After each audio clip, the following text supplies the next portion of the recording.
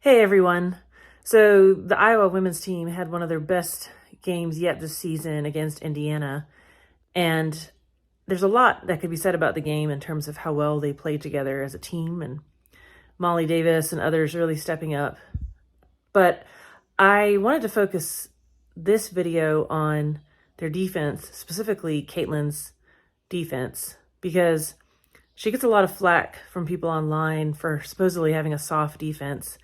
And in this game, she really put on a clinic, both defensively and offensively. So I wanted to analyze that a little bit. Caitlin's overall defensive rating has improved greatly to 84.6, which is her best year yet as a Hawkeye.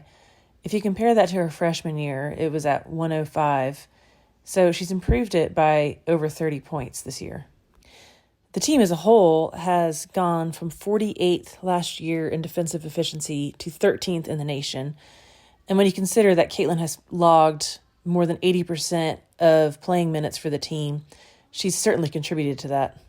Against Indiana, Caitlin was frequently the one that was doing flash double teams on Mackenzie Holmes, their star player. You can see in this highlight, she just was really getting in their way, disrupting a lot of passing lanes, not letting them do what they wanted to do on offense. She was hustling and getting after it, and much like she does on offense, she wouldn't give up on a defensive play if she saw potential for a steal. Indiana is a team that really focuses on their post play, so it's easy to assume that perhaps their guards aren't the best ball handlers. But in this game, the Iowa players, especially Caitlin, were just not letting them dribble the ball freely. Here you can see she forces yet another turnover against the girl that she's defending and even strips the ball, but in that case, it was actually a travel. But I also think that Caitlin knew their guards were vulnerable and would frequently, as I said, flash double team, especially on Mackenzie Holmes, and cause them to take bad shots. Here she gets the rebound off a contested shot.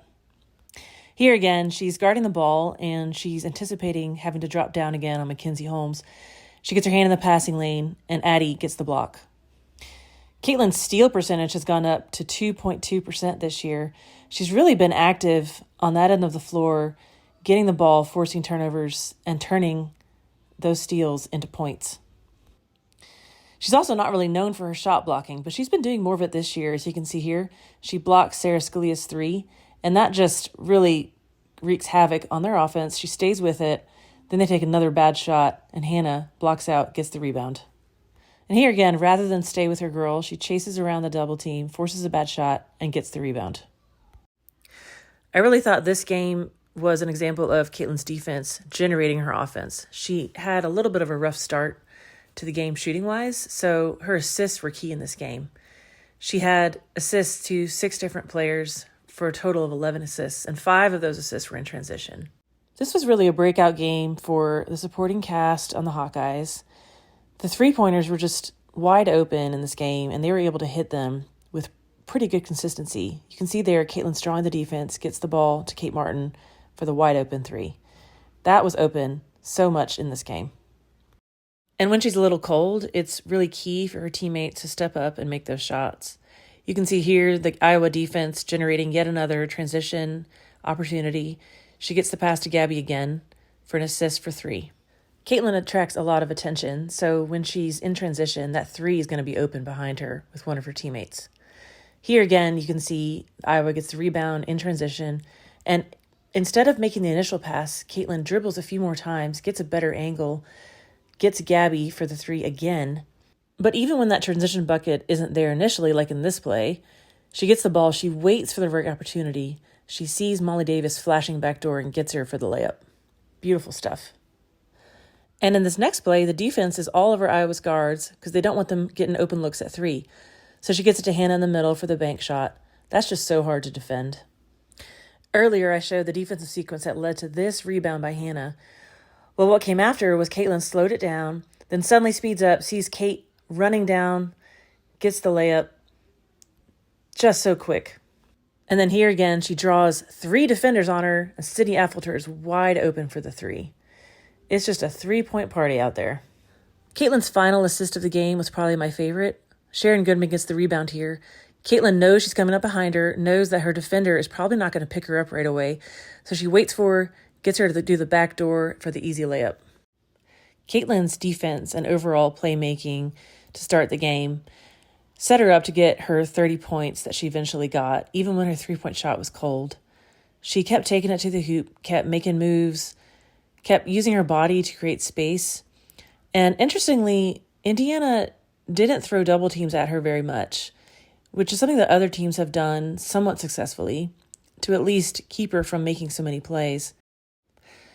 But Indiana just had Chloe Moore McNeil and Lexis Bargasser kind of switching off on her, and they were guarding her one-on-one, which almost never works, especially when she gets hot from three. She was able to get space, get open, and just create her shot like she always does. No problem. And she ended up having 6 threes in this game as a whole. This next sequence was one of my favorites in the game. It's just kind of classic Caitlin Clark. Chloe Moore McNeil gets the steal, gets the layup. So what does Caitlin do? She hangs back. She waits for Kate to give her the long pass and does a little shake and bake ankle breaker.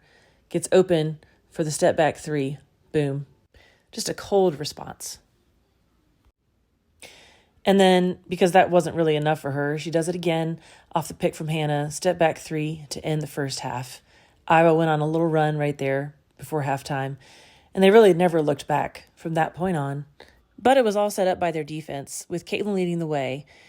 Remarkably, they were able to hold Mackenzie Holmes, their star player, to under her season averages. She was averaging 20 points a game going into this, and she only had 16 points. She also normally averages 65% field goal percentage, but in this game, she was held to 46%. So that goes a long way towards securing a victory, along with step-back logo threes.